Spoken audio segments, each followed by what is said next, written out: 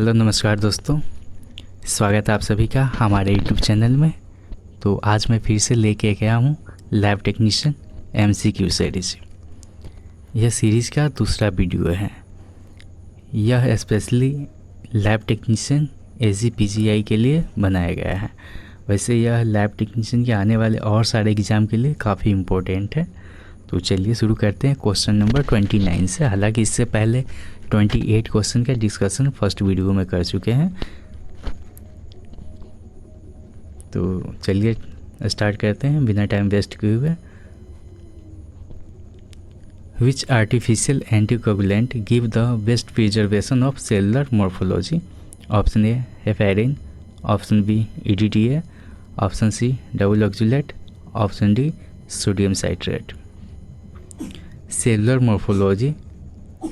Morphology जैसे RBC का, WBC का और प्लेटलेट का मॉर्फोलॉजी प्रिजर्व करने के लिए इसमें से कौन सा एंटीकोगुलेंट अच्छा होता है? तो EDTA काफ़ी अच्छा होता है, इसीलिए इसका राइट आंसर ऑप्शन बी हो जाएगा। इसीलिए हम लोग CBC के लिए EDTA वाइल यूज करते हैं। नेक्स्ट क्वेश्चन है question number 30। Double oxalate are composed of option A 3:2 ratio ammonium oxalate and potassium oxalate, option B 2:3 ratio ammonium oxalate and potassium oxalate, option C 1:2 ratio ammonium oxalate and potassium oxalate, option D 4:3 ratio ammonium oxalate and potassium oxalate. Double oxalate में ammonium ऑक्जुलेट और potassium ऑक्जुलेट की मात्रा कितना होता है? तो ammonium ऑक्जुलेट की मात्रा 3 पार्ट अमोनियम ऑक्जुलेट होता है और 2 पार्ट पोटेशियम ऑक्जुलेट होता है। इसीलिए इसका राइट आंसर ऑप्शन ए हो जाएगा, 3:2 ratio ammonium oxalate and potassium oxalate. Next question है question number 31। For the determination of erythrocytes sedimentation rate for part of venous blood are diluted with option A 1 part of 3.8 gram per deciliter sodium citrate solution, option B 2 part of 3.8 gram per deciliter sodium citrate solution, option C 3 part of 3.8 gram per deciliter sodium citrate solution, option D none of this. ये सार के लिए 4 part blood लेते हैं, उसमें कितना part हम sodium citrate लेते हैं? तो आपको बता दें कि 4 पार्ट ब्लड होता है और 1 पार्ट सोडियम साइट्रेट होता है। इसीलिए इसका राइट आंसर ऑप्शन ए हो जाएगा, 1 पार्ट ऑफ 3.8 ग्राम पर डेसीलीटर सोडियम साइट्रेट सॉल्यूशन। यानी कि ये कह सकते हैं 4 वॉल्यूम ब्लड लेते हैं और 1 वॉल्यूम रिएजेंट लेते हैं, reagent sodium citrate solution. Next question है question number 32। 1 ml of ACD solution is sufficient to prevent clotting of about option A 4 ml of blood, option B 2 ml of blood, option C 3 ml of blood, option D 8 ml of blood. 1 ml acid solution कितने ml blood को clot करने से रोकने के लिए काफ़ी है? Option A हो जाएगा 4 ml ऑफ ब्लड, यानी कि 1 ml एसिड सोल्यूशन में 4 ml ब्लड को मिक्स करते हैं। इसीलिए इसका राइट आंसर ऑप्शन ए हो जाएगा। नेक्स्ट क्वेश्चन है question number 33। Heparin is option A natural anticoagulant, option B artificial anticoagulant, option C coagulant, option D none of this. Heparin जो है एंटीकोगुलेंट है, बट इसे नेचुरल एंटीकोगुलेंट कहते हैं। इसके साथ इसे यूनिवर्सल एंटीकोगुलेंट कहते हैं। नेचुरल और यूनिवर्सल आ रहा हो तो वहाँ हेपेरिन हम करेक्ट करेंगे वहाँ पे। इसीलिए इसका राइट आंसर ऑप्शन ए हो जाएगा, नेचुरल एंटीकोगुलेंट।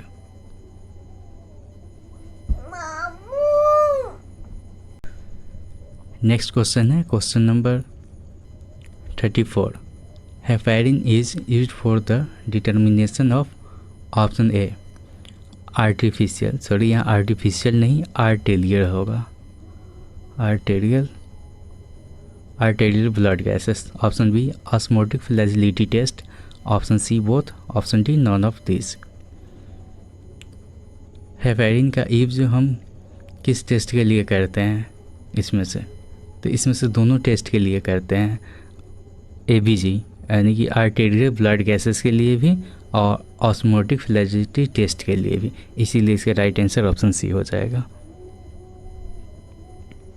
नेक्स्ट क्वेश्चन है question number 35। 0.2 milligram heparin is used for option A 2 ml of blood, option B 1 ml of blood, option C 3 ml of blood, option D 4 ml of blood. यानी कि 0.2 milligram heparin कितने ml blood के लिए use करते हैं? तो 1 ml blood के लिए यूज करते हैं। इसी के अनुसार इसका राइट आंसर ऑप्शन बी हो जाएगा 1 ml of blood. Next question है क्वेश्चन नंबर 36।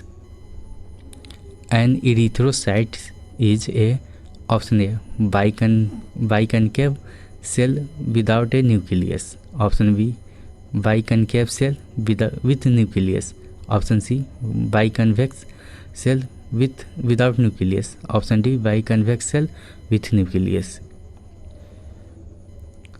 तो आपको बता दें रेड सेल में न्यूक्लियस नहीं होता है और यह बाइकनकेव होता है, इसीलिए इसका राइट आंसर ऑप्शन ए हो जाएगा बाइकनकेव और विदाउट न्यूक्लियस। रेड सेल में कभी न्यूक्लियस नहीं होता है। यह काफ़ी इम्पोर्टेंट क्वेश्चन है, एग्ज़ाम में कई बार पूछा जा चुका है।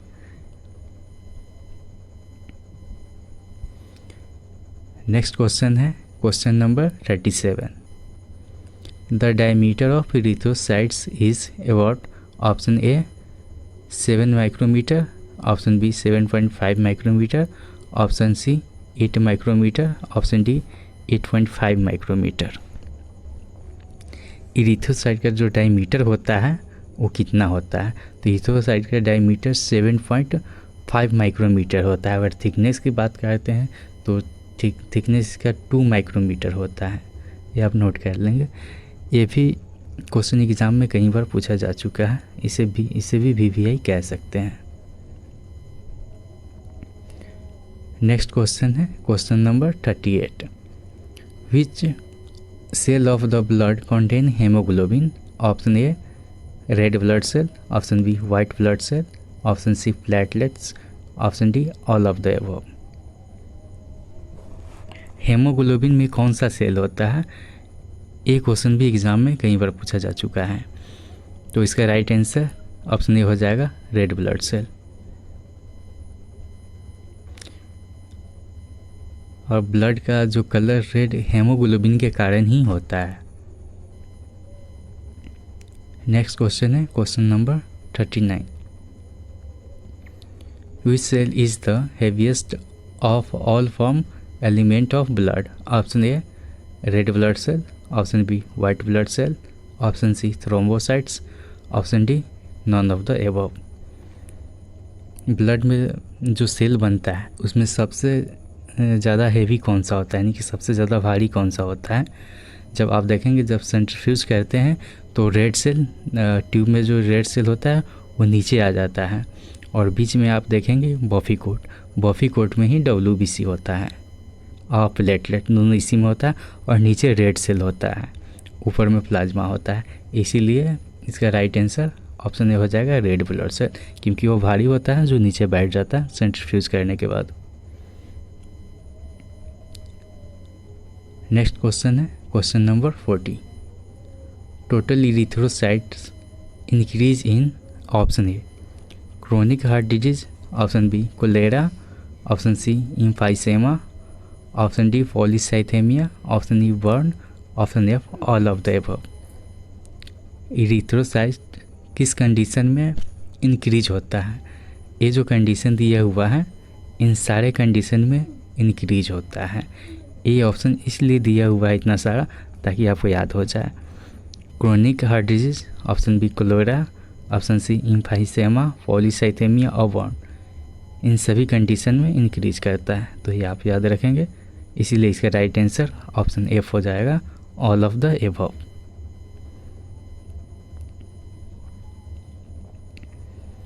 नेक्स्ट क्वेश्चन है क्वेश्चन नंबर 41।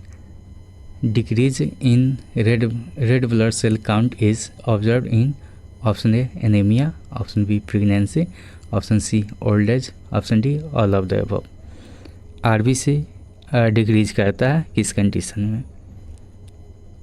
तो ये जो 3 कंडीशन दिया हुआ, इन तीनों कंडीशन में आरबीसी डिक्रीज होता है। एनीमिया में भी होता है, प्रेगनेंसी में भी होता है, ओल्ड एज में भी होता है डिक्रीज। इसीलिए इसका राइट आंसर ऑप्शन डी हो जाएगा, all of the above.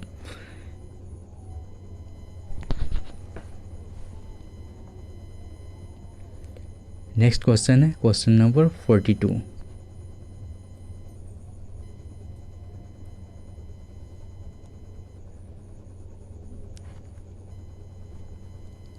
For the determination of total erythrocytes count, the blood and diluting fluid ratio, option A 1:20, option B 1:200, option C 1:40, option D 1:400। Blood और diluting fluid का जो ratio होता है red cell जब करते हैं तो उसका रेशियो क्या होता है? तो उसका रेशियो 1:200 होता है। इसीलिए इसका राइट आंसर ऑप्शन बी हो जाएगा, 1:200। नेक्स्ट क्वेश्चन है question number 43। Life span of the red blood cell is option A 20 days, option B 120 days, option C 121 days, option D 7 days. तो रेड सेल का जो लाइफ स्पैन जो होता है 120 days होता है। इसीलिए इसका राइट आंसर ऑप्शन बी हो जाएगा, 120 डेज। नेक्स्ट क्वेश्चन है question number 44। The erythrocytes at the end of their life span of about, option A reticuloendothelial cells, option B endothelial cells, option C epithelial cells, option D liver sales.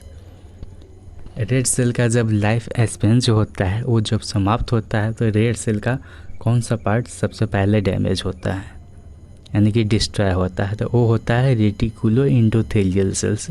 इसीलिए इसका right answer option A हो जाएगा, reticuloendothelial cells. Next question है question number 45। At birth the total red blood cells count varies from, option A 4.5 to 5.5 million per cubic mm of blood, option B 6.5 to 7.25 million per cubic mm of blood, option C 5.5 to 6.5 million per cubic mm of blood, option D 3.5 to 4.5 per cubic mm of blood।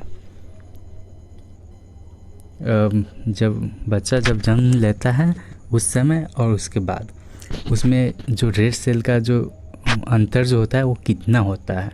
तो वह अंतर होता है 6.5 to 7.25 million पर cubic mm of blood.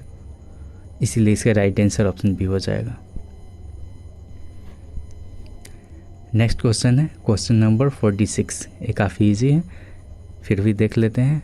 N RBC pipette has a bulb which contain a, option A red glass bead, option B white glass bead, option C yellow glass bead, option D blue glass Beed.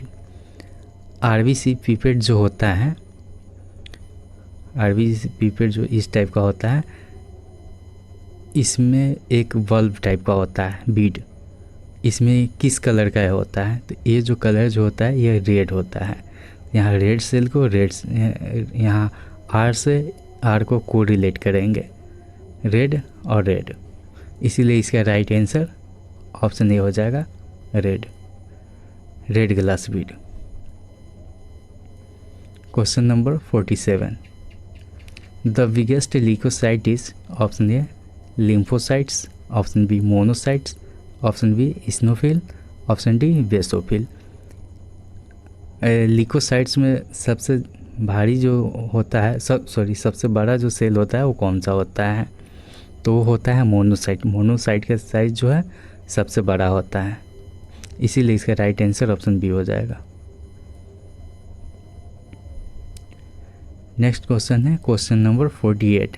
The normal value of total leucocyte count is option ए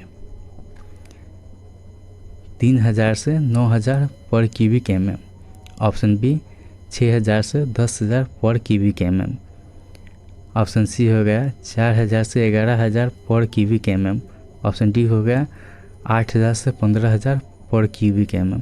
हालांकि ये भी काफ़ी easy question है, कई बार exam में पूछा जा चुका है, काफ़ी इजी है। तो इसका राइट आंसर ऑप्शन सी हो जाएगा 4000 से 11000 पर क्यूबिक mm ऑफ ब्लड इसका नॉर्मल वैल्यू होता है। नेक्स्ट क्वेश्चन है question number 49। The functions of white blood cell are to defend against option A bacteria, option B virus, option C parasites, option D all.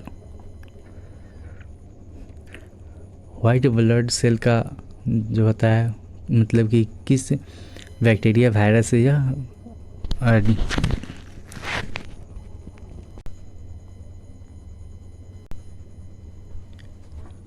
White blood cell यानी कि किसके प्रति काम करता है? तो यह बैक्टीरियल इन्फेक्शन के प्रति और वायरल इन्फेक्शन के प्रति और पैरासाइटिक इन्फेक्शन के प्रति यह काम करता है, यानी कि उसके प्रति बॉडी को डिफेंस करता है। इसीलिए इसका राइट आंसर ऑप्शन डी हो जाएगा ऑल। नेक्स्ट क्वेश्चन है question number 50। 3 mark 0.5, 1.0 and 101 are calibration on option A WBC pipette, option B RBC pipette, option C haemoglobin pipette, option D Pasteur pipette. तो इसका right answer option B हो जाएगा RBC pipette. RBC जो pipette जो होता है उसमें 0.5 marks होता है, इसके बाद 1.0 मार्क्स होता है, इसके बाद 101 मार्क्स होता है, इसीलिए इसका राइट आंसर ऑप्शन बी हो जाएगा RBC पिपेट। नेक्स्ट क्वेश्चन है question number 51। RBC diluting fluid contain option A sodium citrate 3 gram, option B formalin 1 ml, option C distil water 99 ml, option D all of the above. RBC जो diluting fluid होता है वो sodium citrate से, formalin से और distil water से मिलके बना होता है, इसीलिए इसका राइट आंसर ऑप्शन डी हो जाएगा ऑल ऑफ द एबव।